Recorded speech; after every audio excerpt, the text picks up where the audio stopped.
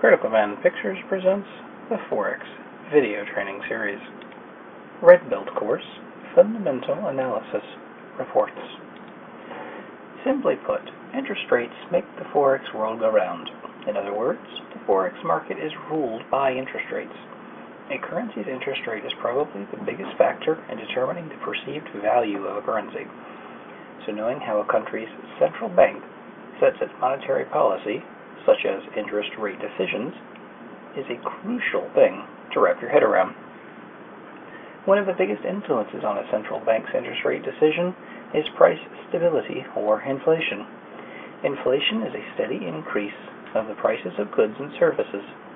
Inflation is the reason why your parents or grandparents paid a nickel for a soda in 1920s, but now people pay 20 times more for the same product. It is generally accepted that moderate inflation comes with economic growth. However, too much inflation can harm an economy, and that's why central banks are always keeping a watchful eye on inflation-related economic indicators, such as the CPI and PCE. In an effort to keep inflation at a comfortable level, central banks will most likely increase interest rates, resulting in lower overall growth and slower inflation. This occurs because setting high interest rates normally forces consumers and businesses to borrow less and save more, putting a damper on economic activity. Loans just become more expensive, while sitting on cash becomes more attractive. On the other hand, when interest rates are decreasing, consumers and businesses are more inclined to borrow because banks ease lending requirements, boosting retail and capital spending, thus helping the economy to grow. What does this have to do with the Forex market? Well, currencies rely on interest rates because they dictate the flow of global capital into and out of a country. That's what investors use to determine if they'll invest in a country or go somewhere else. For instance, if you had your choice between a savings account offering 1% interest and another offering 5% interest, which would you choose? Neither you say? We're inclined to agree. Keep the money under a mattress, but that's not an option. You would pick the 5%, right? I hope so, because 5% is bigger than 1%. Currencies work in the same way. The higher a country's interest rate, the more likely its currency will strengthen. Currencies surrounded by lower interest rates are more likely to weaken over the longer term. Pretty simple stuff. The main point to be learned here is that the domestic interest rates directly affect how global market players feel about a currency's value relative to another. Markets are ever-changing with the anticipation of different events and situations. Interest rates do the same thing. They change, but they definitely don't change as often.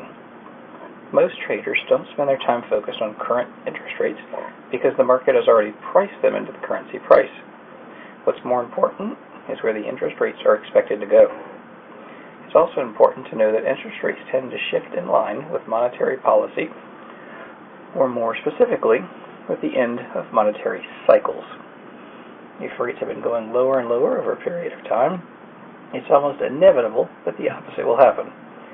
Rates will have to increase at some point, and you can count on speculators to try to figure out when that will happen and by how much. The market will tell them. It's the nature of the beast. A shift in expectation is a signal that a shift in speculation will start, gaining more momentum as the interest rate change nears. While interest rates change with a gradual shift of monetary policy, market sentiment can change rather suddenly from just a single report. This causes interest rates to change in a more dramatic fashion, or even in the opposite direction as originally anticipated. Pick a pair, any pair.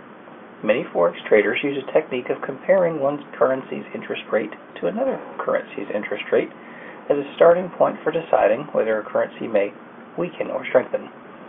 The difference between the two interest rates, known as the interest rate differential, is the key value to keep an eye on. This spread can help you identify shift in currencies that might not be obvious. Any interest rate differential that increases helps to reinforce the higher yielding currency, while a narrowing differential is positive for the lower yielding currency. Instances where the interest rates of the two companies move at countries move in opposite directions often produce some of the market's largest swings. An interest rate increase of one currency combined with an interest rate decrease of the other currency is a perfect equation for sharp swings to happen. As we mentioned earlier, national governments and their corresponding central banks authorities formulate monetary policy to achieve certain economic mandates or goals. Central banks and monetary policy go hand in hand, so you can't talk about one without talking about the other. While some of these mandates and goals are shared by the different central banks have their own unique set of goals brought on by their distinctive economies. Ultimately, monetary policy boils down to promoting and maintaining price stability and economic growth. To achieve their goals, central banks use monetary policy mainly to control the following: the interest rates tied to the cost of money, the rise of inflation, the money supply, reserve requirements over banks, discount window lending to commercial banks. Monetary policy can be referred to in a couple of ways. Contractionary or restrictive monetary policy takes place if it reduces the size of the money supply. It can also occur with the raising of interest rates.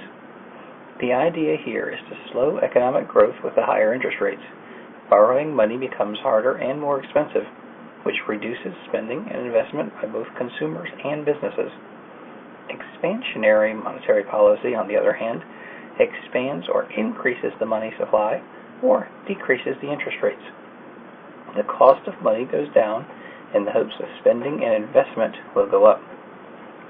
Accommodative monetary policy aims to create economic growth by lowering the interest rate, whereas tight monetary policy is set to reduce inflation or restrain economic growth by raising interest rates.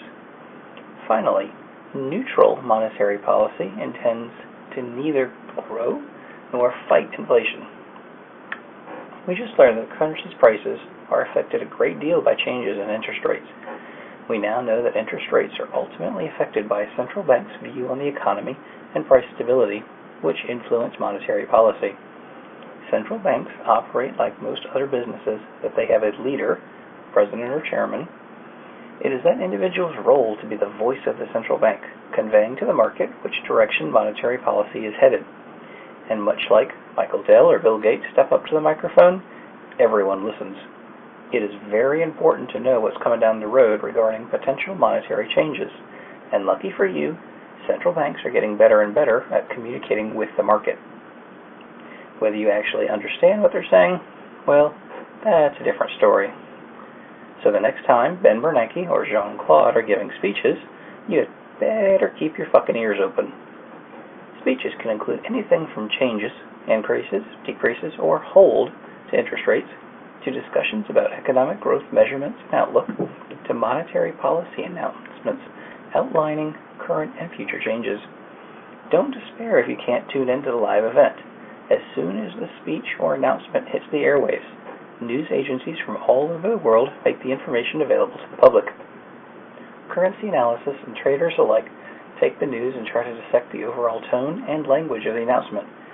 Take special care to do this when interest rate changes or economic growth information are involved.